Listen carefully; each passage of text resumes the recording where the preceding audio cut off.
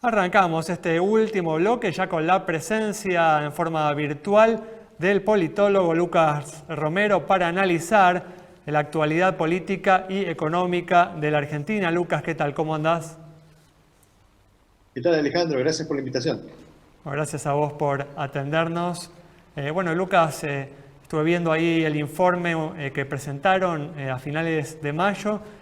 Por ejemplo, bueno, incluye una encuesta en la que se señala, ¿no?, que dio como resultado que el Frente de Todos tiene una intención de voto que se encuentra en un nivel más bajo desde julio del año pasado, en torno al 30%, contra el 60% del resto de las fuerzas políticas. Bueno, sin duda, la pandemia y la situación de la economía han golpeado mucho a la coalición gobernante.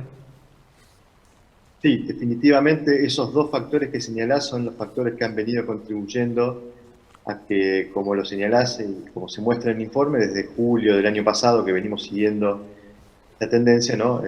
La intención de voto hacia el gobierno ha venido cayendo y en el estudio de mayo, en el registro de mayo se encuentra en el nivel más bajo, ¿no? Es cierto, hay una particularidad interesante para mencionar, digamos, hay una presencia más que proporcional de ex votantes del Frente de Todos entre los indecisos, o sea, votantes del 2019 del Frente de Todos que están hoy indecisos. Eso puede ser un aliciente para mirar ese número, pero en todo caso un número muy bajo respecto de lo que habíamos visto en 2019, ¿no? Seguramente. ¿Qué pasaría? No sé si ustedes hicieron la estimación con la composición del Congreso, si finalmente estos valores que se ubican en la intención de voto fueran el resultado de la elección en noviembre. Sí, a ver, vos sabés que es muy difícil hacer proyecciones con este sistema tan particular que tenemos en la Argentina y un sistema muy popular en el mundo, que es el sistema DONT, porque supone no solo tener un supuesto de cantidad de votos para el oficialismo, sino también conocer cuáles serían las cantidades de votos de la oposición o de las oposiciones, ¿no? Claro. Y las elecciones legislativas de medio término son 24 elecciones simultáneas. Lo que sí hemos hecho es un ejercicio proyectando una caída del caudal electoral del gobierno, sea de 15%, sea de 20%, o sea de 25%, y proyectando todo eso hacia las provincias, ¿no? Lo voy a tratar de simplificar para que se entienda, digamos, porque es complejo el cálculo, pero digamos, si el gobierno está en torno al 36% de votos a nivel nacional, nosotros estamos proyectando que estaría al límite de lograr renovar las bancas que pone en juego, que son 51. Ajá. Traduzco. Hasta 36%, hasta incluso el gobierno podría perder bancas. Entre 36 y 40%, ahí la cosa empieza a cambiar y el gobierno podría mejorar o fortalecerse en la Cámara de Diputados. Todo lo que sea por encima del 40%, estamos proyectando que es un escenario de fuerte crecimiento del gobierno en la Cámara de Diputados, que es claramente el objetivo práctico, ¿no? No menciona el Senado porque es muy difícil que la elección, le tiene que ir muy mal al gobierno para que el gobierno pierda el control o el quórum en el Senado. La cuestión pasa por la Cámara de Diputados y creo que los cálculos son eso, ¿no? Cualquier cosa que esté por encima del 40 pudiera ser un escenario en donde el gobierno, si no alcanza el quórum, por lo menos se acerca bastante y eso va a mejorar las posibilidades no solo de sancionar cualquier tipo de leyes, sino todas las leyes judiciales que están, digamos, en espera en la Cámara de Diputados. Pero bueno, de acuerdo a la encuesta que realizaron en mayo, el gobierno estaría lejos de esa cifra, ¿no? Sí, hay una aclaración, Alejandro. Ese número es un número, digamos, es una intención de voto sobre el total de la población. A eso hay que proyectarle probablemente algo de indecisos, por eso hacía esa aclaración. Digamos, y también hay que contabilizar que quizás no todo eso sea voto positivo. La verdad es que nosotros haciendo una proyección un poco más realista, contabilizando estos dos factores, lo estamos viendo el gobierno más cerca del 35-36. Ese es un poco el nivel que estamos viendo, más allá que en la intención de voto general que se plantea en el informe, el 30% hoy dice que votaría, ¿no? Muy bien. Lucas, ¿cómo te va? ¿Qué ¿Cómo mira andás? el votante argentino en este momento? ¿Y qué mirará en Bien. el momento de decidir? Bueno, es una pregunta interesante, nos la estamos haciendo todos los analistas y yo vengo sosteniendo hace tiempo que incluso en un contexto de pandemia muy dramático, creo que la cuestión económica va a ser la predominante, ¿no? Creo que va a volverse a poner en juego ese mandato electoral que el gobierno recogió en el 2019 de poner en marcha la economía, ponerle plata en el bolsillo a la gente.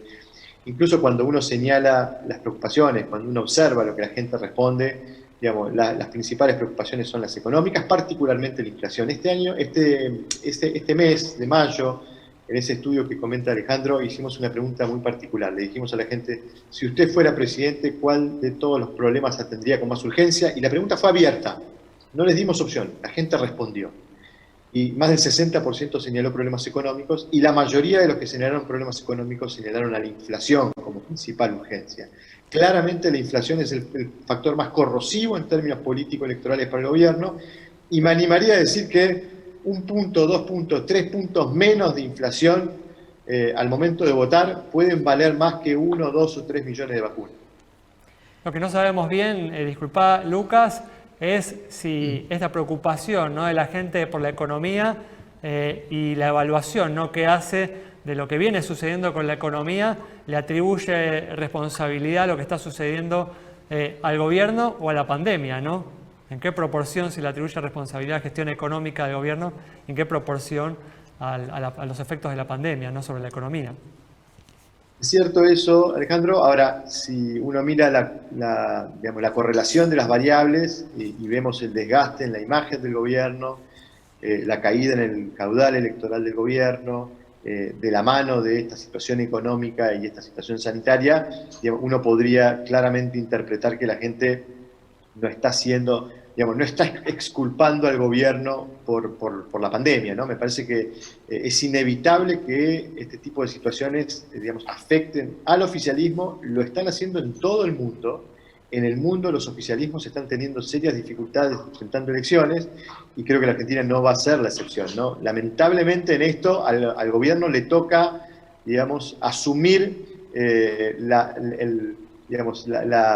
la contra de ser oficialismo en un contexto económico y sanitario tan particular. Lucas, y en este tipo de elecciones, por ejemplo, en comparación con elecciones presidenciales, ¿cuáles son las principales diferencias, más allá de lo que se vota, pero en términos de comportamientos de la población o de valoraciones o de la decisión al final del día? Sí, es interesante la pregunta porque claramente las elecciones legislativas ofrecen mayor nivel de fragmentación en el voto, ¿no? El hecho de que no haya un premio indivisible como es la presidencia permite que la gente pueda tener más libertad de optar diferentes alternativas. Con lo cual, uno puede suponer que los procesos, el proceso electoral va a mostrar más fragmentación que en el 2019. Ahora, también es cierto, la dinámica política, la dinámica de competencia política en el escenario argentino viene mostrando esta competencia, más bimodal, ¿no? Este bicoalicionismo, estas dos grandes coaliciones que se llevaron, más del 80%, más del 85% de los votos en 2019, van a ser los protagonistas, y eso puede agregarle una dinámica más polarizante, más polarizada, y eso empujar a los votantes a esas dos opciones, ¿no? Con lo cual, te diría, por un lado las legislativas ofrecen más fragmentación, pero la dinámica nos viene mostrando una dinámica muy polarizada entre esas dos opciones. Veremos cuál de las dos dinámicas predomina. Lucas, para cerrar, dijiste, ¿no?, hace unos instantes que la inflación se ha instalado, ¿no?, como la principal preocupación económica de la población. ¿Crees que se están generando las condiciones para que finalmente los políticos encaren con determinación este tema tras casi 20 años de regreso de una inflación por encima del dígito? Gran pregunta, y déjame agregarte, Alejandro, que no es solo una cuestión de inflación, es una cuestión de ingresos, ¿no? Cuando la gente señala la inflación, lo que está señalando es la pérdida de ingresos. La Argentina, va camino a un cuarto año consecutivo de caída del salario real. Sí. ¿Cómo se traduce eso? Se traduce, directamente en pérdida de calidad de vida. No hay peor respuesta de un gobierno hacia un electorado que hacerle perder ingresos o hacerle perder, calidad de vida. Por eso creo que es la principal preocupación, y, creo que la inflación tiene una dificultad muy particular y que por eso se vuelve muy complejo como problemática. Requiere muchos más años de lo que un ciclo presidencial ofrece para encontrar resultados. Los procesos de desinflación exitosos, ustedes bien lo saben, son procesos de muchos años que van a trascender un ciclo presidencial completo, ¿no? Entonces el sistema de incentivos conspira para que la política sea responsable a la hora de tener una política antiinflacionaria exitosa y sostenerla en el tiempo. Creo que la Argentina se está quedando sin tiempo, la dirigencia política se está quedando sin tiempo para encarar definitivamente ese problema de la inflación. Es un problema que ya el mundo lo ha solucionado. Bueno, esperemos que si se inicia un proceso de desinflación con este gobierno, sea un proceso que se sostenga en el tiempo más allá de este ciclo presidencial.